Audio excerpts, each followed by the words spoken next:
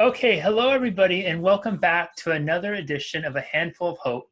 I am so happy and grateful to have Pam with us today, who is an author, consultant, radio show host, professional psychic intuitive, and Aurora expert. Pamela has appeared on ABC, CBS, NBC, CNN, Fox, The Dr. Oz Show, The View, Ricki Lake Show, Coast to Coast with George Noory, Hallmark's Home and Family, Gaiam TV with Lisa Garr, and many other television and radio shows. She has also been featured in many national magazines. Pam has written 4 successful and popular books: Life Colors, Love Colors, Infinite You, and Make Your Dreams Come True, and has a very extensive clientele, including many celebrities. Pam has spoken at the TEDx Talks, the International Forum of New Science, Fortune 500 companies, and many seminars for professionals in the psychology, education, health fields, and more. She was awarded the Holistic Transformational Leader of the Year Award in 2014 by the Global Association of Holistic Psychotherapy and Coaching. Pam is the founder of AuroraColors.com, a site designed to help you create success, joy, and fulfillment in every area of your life. She also developed the LoveColors.com. This site is designed to help you find love and friendships by matching you with people you have compatible aura colors with. Pam, hello, and thank you so much for being here. Hi, Jesse. Great. This is a real treat. Oh, this is going to be interesting. Yeah, it's what is it they say? The interesting stuff's always sometimes the best stuff too. Yeah, and hopefully it'll be fun. Yeah, no, I think it's kind of like that fulfillment piece we were talking about before, right? Like for me, like a huge part of being fulfilled is just having fun. It's like, what's the point of everything else if you're not having fun while you're doing it? That's it. Yeah. I've been hearing a lot of people say about they can't, during this time right now, everybody's just like, can't wait till we go back until how it was. Can't wait to go back to its normal. Can't wait to go back to things as they were. And I feel like that's like the worst train of thought to be in, because you're like, the whole nature of life is going forward. What do you think about that? I agree with you. I think we got ourselves forced to be quiet for a reason. And so you and I talked about this before we got on this call here, but I feel like there's 3 different groups. One, there's going to be a group that, okay, I've got to evolve. This is different. We're getting a wake-up call for a reason. I want to either listen and live how my heart and soul want to live now, or we need to change how we're doing things on the planet. It's like, I feel like we kind of got a wake-up call, or forced to like, okay, who are we really? What are we here to do? And how can we make life better? And then there's going to be another group of people that can't wait to get back to the way it was, which is fine. There's nothing wrong with that. There are people that love how it is. They're perfectly entitled to do that. It's great if they're happy, if they're fulfilled, if they're doing the work that they love doing. Okay, it's okay to go back to the way it was. And then I feel like there's going to be a group of people that unfortunately are going to be permanently traumatized and scarred by this, and they won't go back to the way it was, and they'll change, but it could be from a fear-based level of like, I heard somebody today saying, I'm never going to hug a person again out in the world that I don't know. I'm never going to shake hands. I'm not going to touch people. I'm going to be really aware what's going on. So they're changing, but they're changing in a fear-based way. So I'm choosing to do I'm feeling like we got this for a reason, to evolve, to wake up, to kind of become better versions of ourselves and live better versions of what we're capable of creating. So that's what I'm inspired to do. It's like a new baby coming through the birth canal. It's like, I don't want to go back into the womb. I want to be born into something new. Yeah. It's an interesting dynamic, right? Watching fear and love almost play out on opposite sides. Like how do those affect the collective consciousness of us in that? It's almost like, as you were talking, the image that popped up in my mind is, it's like there's this, I don't know, it sounds weird, but it's like I see this ball, I guess would be energy overhead. And then on one hand, there's fear, and on the other side, there's love. And they're like trying to pull the ball almost to move one side or the other. Like do fear and love play out like an opposing part like that for our own collective as humanity's consciousness, or how does that play? Well, I could see how they could look like opposites, but the odd thing is fear and love are actually intertwined. We only fear the things we're afraid we're going to lose, the things that we love.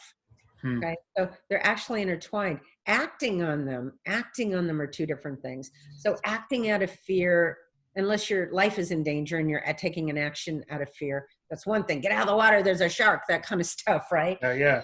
Living your life making choices out of fear typically never makes anyone happy.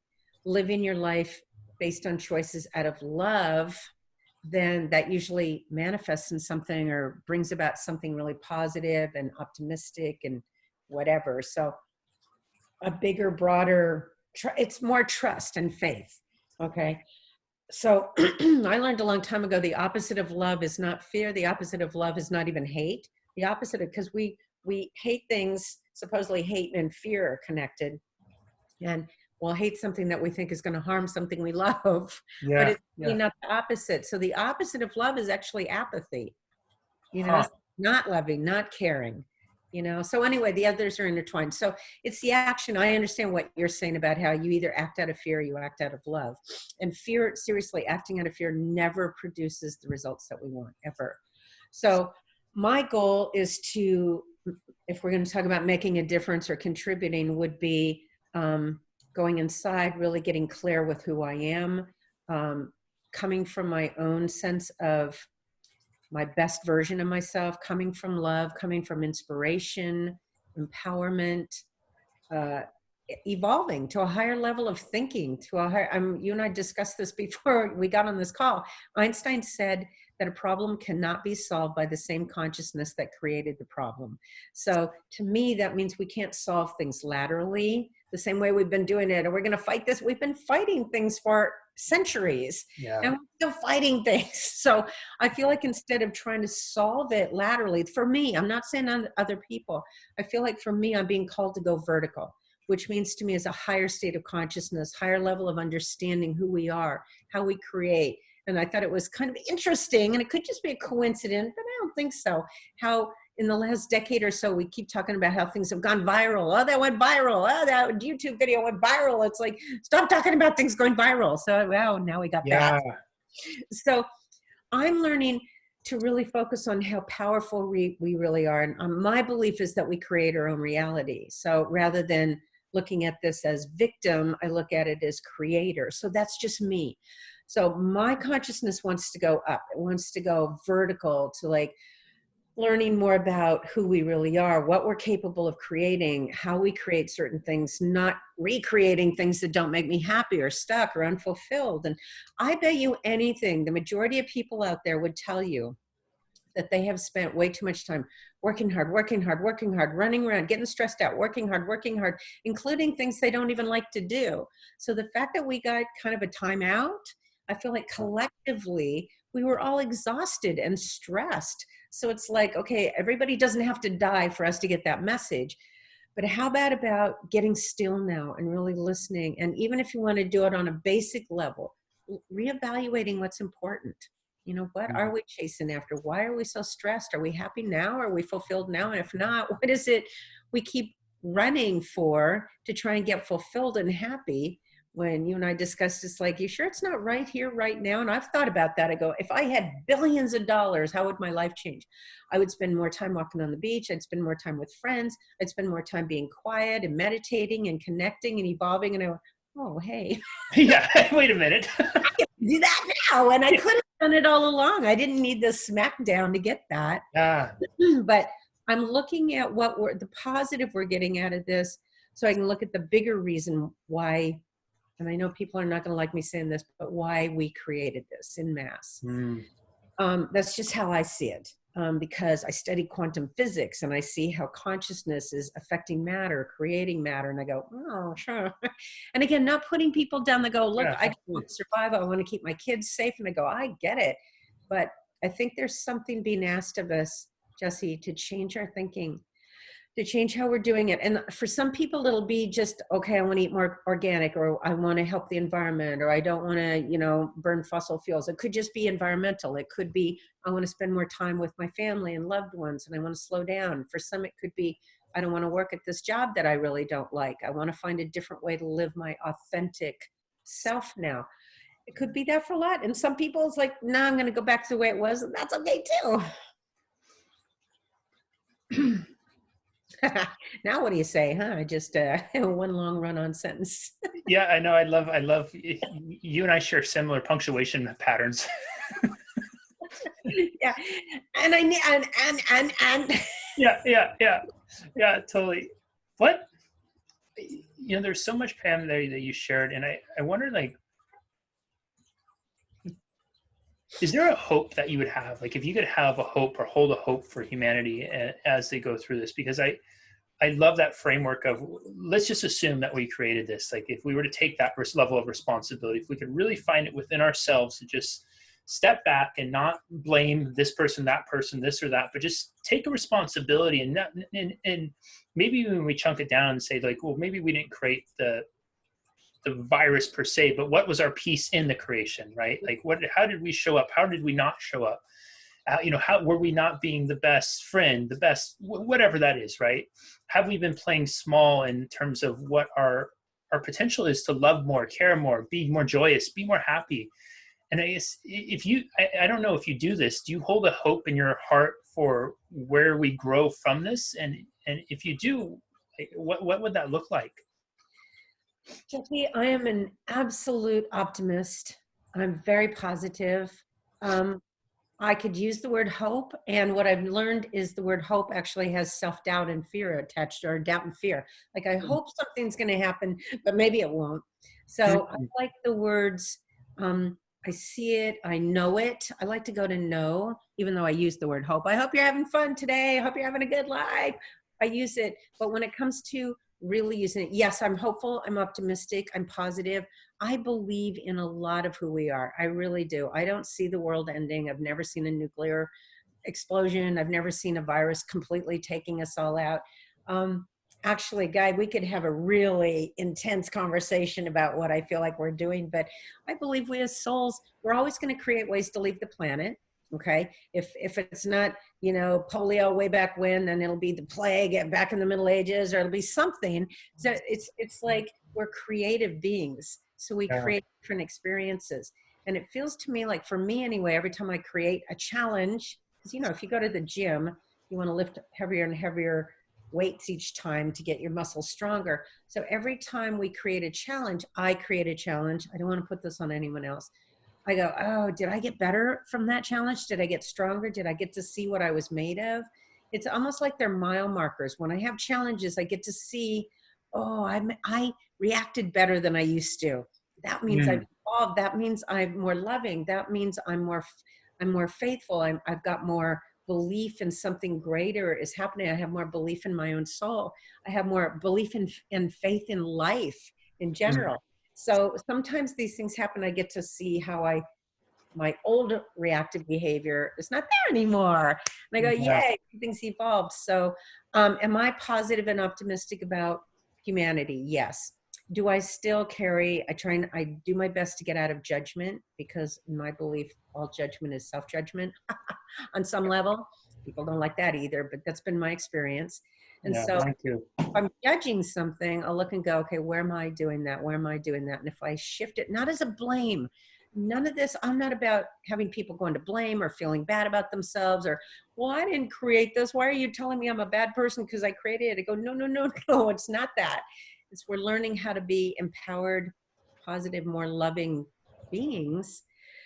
So anytime I see something that's been a fear-based creation, I learn from it, I grow from it, I shift, and then the next time there's an incident, I go, oh, I did better this time. Look at it. I didn't react out of fear or anger or blame or judgment. I've evolved, and that's my goal. And if I can demonstrate that, if I can live that way, I'm not trying to get anyone else to change. I honestly don't believe any of us have the same. No, there's not two people on this planet that have the same beliefs. So I'm not trying to get anyone to believe like I do. I just want to give people maybe some tools or some potential thoughts of like how maybe to shift it more into love instead of fear, or more into creating versus victim. I'm not big on victim consciousness. I feel like that's old. And we don't get anywhere as long as we feel like we're victims. And I'm not putting anybody down that was victimized as a child, or sexual abuse, or alcoholic, whatever. I trust their souls know what they're doing, but it's not a put down. It's not blaming anyone or judging them. It's observing. And I want to say, Jesse, honestly, I know one long run on sentence again. I really trust people's souls know what they're doing, even if it looks like our egos don't. And I trust in mass that our souls know what they're doing, even when it looks on the outside that we're insane, we're crazy. You know, before, anytime there's change, there's always chaos before the change. Yeah. Chaos before a change. So I go, wow, we must be in for a whooper duper whopper of a change, because this is a lot of chaos. I totally got truth bumps when you said that, because one of the things that's been really powerful for me during this time, as I've sat with myself, as I've been still, as I've been quiet,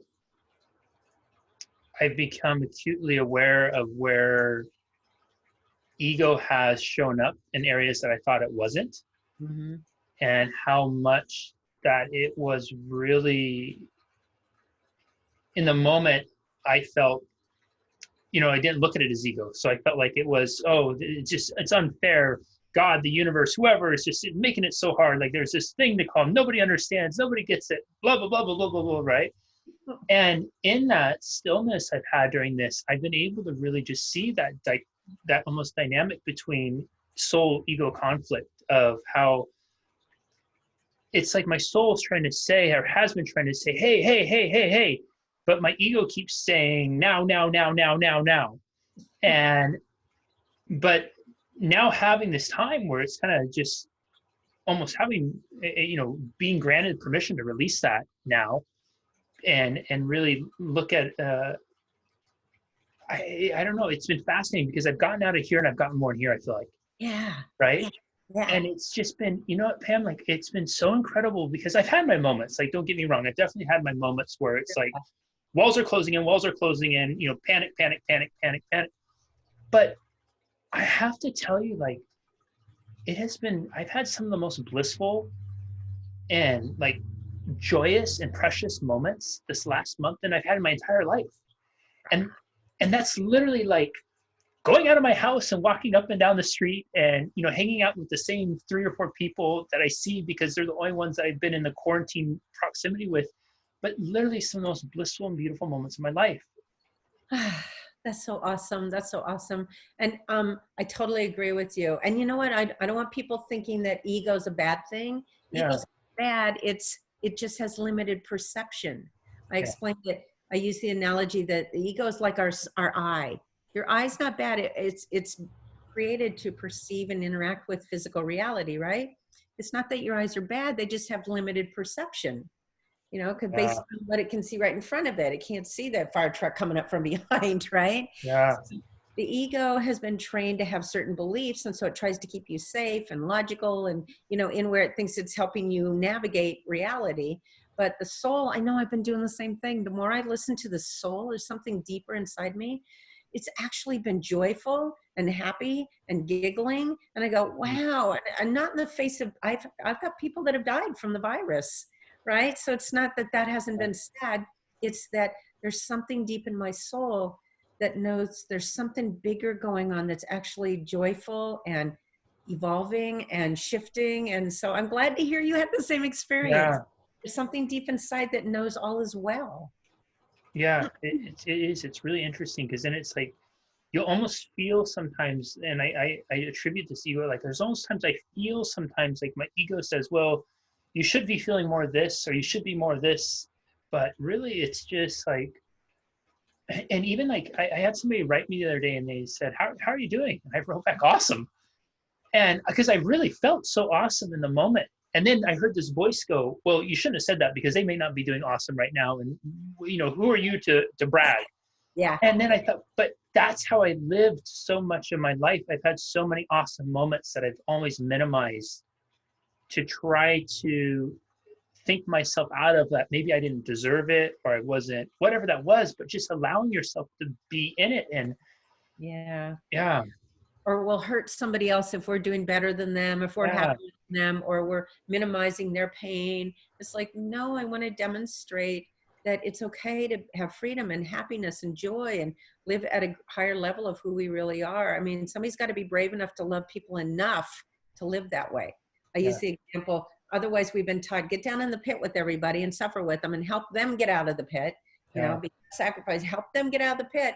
You know, most people are afraid to get out of that pit. They don't know if there's monsters up there. People are going to hate them. They'll throw rocks at them. They'll be jealous. They'll be alone. So most people are afraid to get out of the pit, right? Yeah, So absolutely. the one thing we can do, Jesse, to me, is to get out of that pit first ourselves. Put on the oxygen mask first yourself. Show people it's okay. Demonstrate that you can live your dreams. You can be happy. You can evolve past all this. You can be this awesome, incredible creator here that creates everything. To me, that is more loving and shows people that they can live their dreams. That they can live what's the positive. So I don't know. I like being a cheerleader. I like being the optimist, positive, and the people that relate to that will connect with it. And the people that go, I don't want to be like that, is like, cool, go find, no, go do it your way. I'm totally cool with that. Whatever adventure you're having, I trust your soul knows what it's doing. Go for it. Get the juice out of it. Yeah. I love that. Loving people enough to be that way. Love them enough to love them that way, right? And yeah, that's incredible. Pam, I've heard you say a couple times, and I want to make sure I ask this. I've heard you say a couple times, faith, have the faith.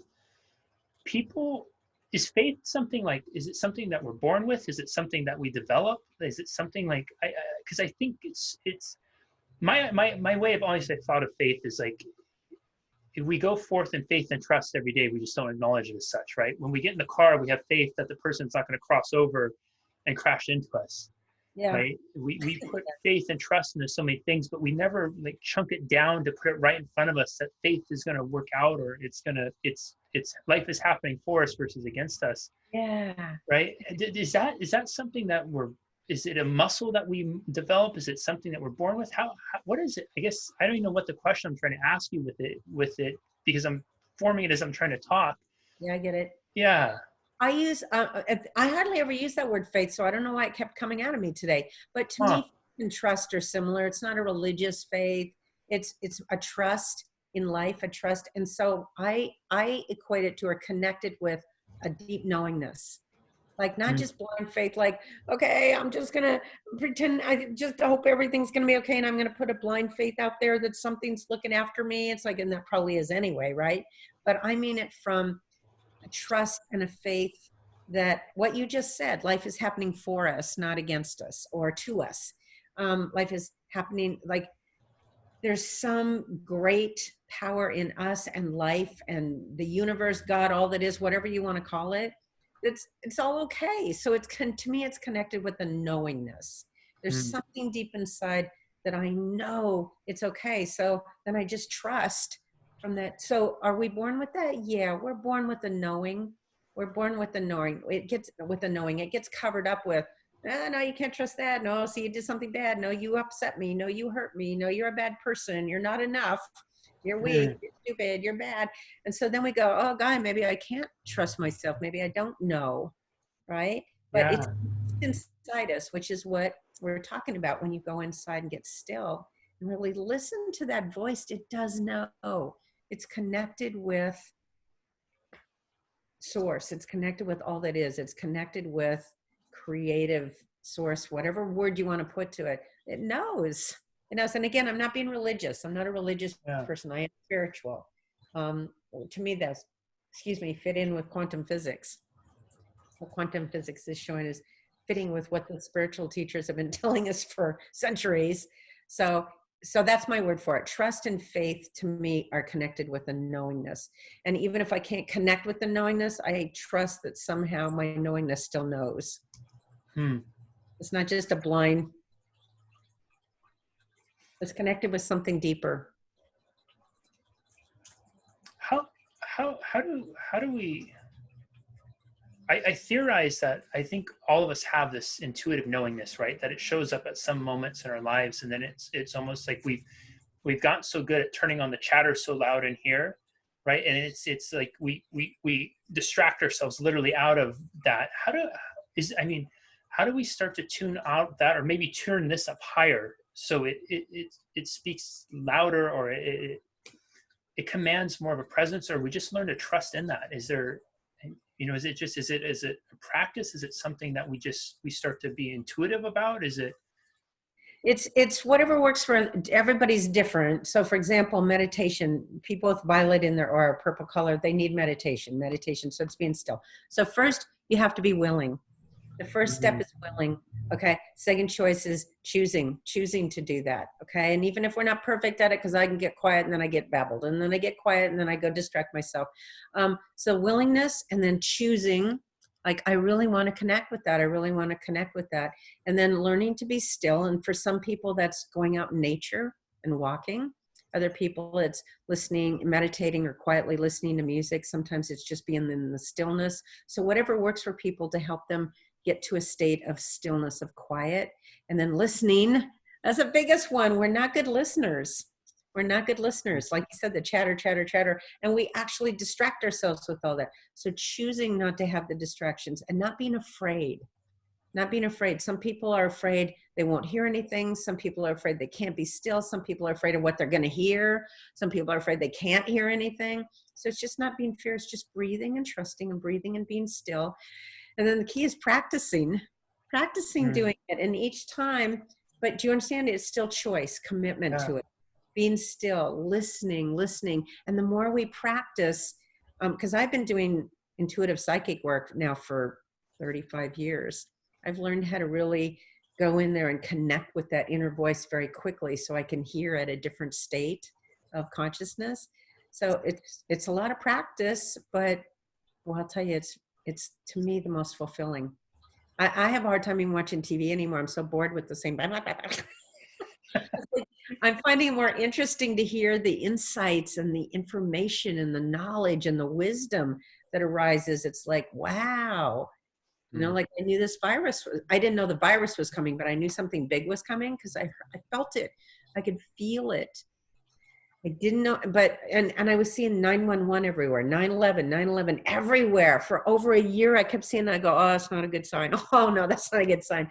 But right after that, I would always see 912, 912. And I go, okay, that shows me it's all going to be okay. It's going to pass. We're not stuck in it. But I paid attention to it.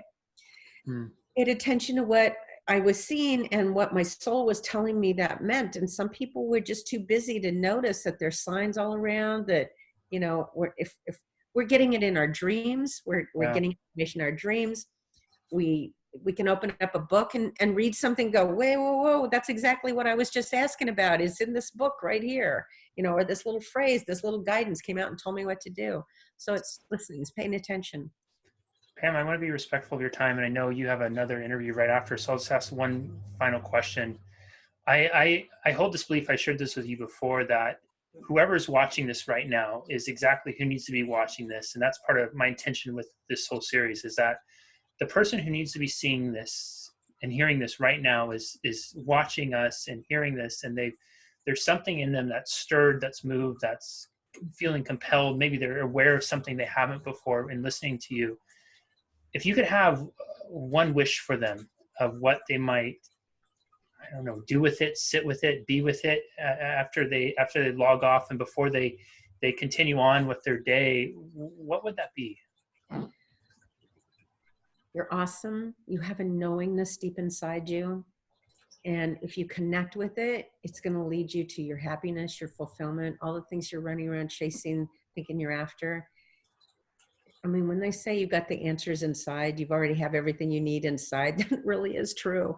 So if you learn to really, I know this sounds corny, but love yourself enough to trust yourself enough to go in and really listen, even if you're religious, spiritual, whatever, you're still going to connect with a voice that's going to help to guide you. And it's really going to bring you, it's going to navigate through life and help you create what it is that you really desire. So basically, listen, you're awesome. You do know what you're doing if you'll go inside and really listen. Not the ego, the soul knows what it's doing. I felt that one. That was perfect. Everyone, this was absolutely incredible, and I encourage you to really, rewatch, but be still with it and really take time to process and download it, and don't just pass this off as something else, but whatever you feel in this moment, imagine magnifying this moment, taking it with you and carrying on and revisit and check in. Is it my ego? Is it my heart? Is it my soul? What's really guiding me here? What is what is your next and greatest and better evolution? What is that next evolved version of yourself? What is vertical for you? And I love the closing that you're awesome, because you absolutely are. And Pam, you're awesome. And I'm so grateful that you shared the space and time with us today. This was absolutely wonderful. And thank you so much for sharing your heart, your soul, and your magic with us all. Thank you, Jesse, for having me on your show. And thank you for what you're doing. I love that you're contributing and doing positive things out there with people to give them tools and wisdom and advice and support. I think it's awesome that you're doing it. So thank you. Yeah, absolutely. We'll see everybody next time on another edition of A Handful of Hope. Bye-bye.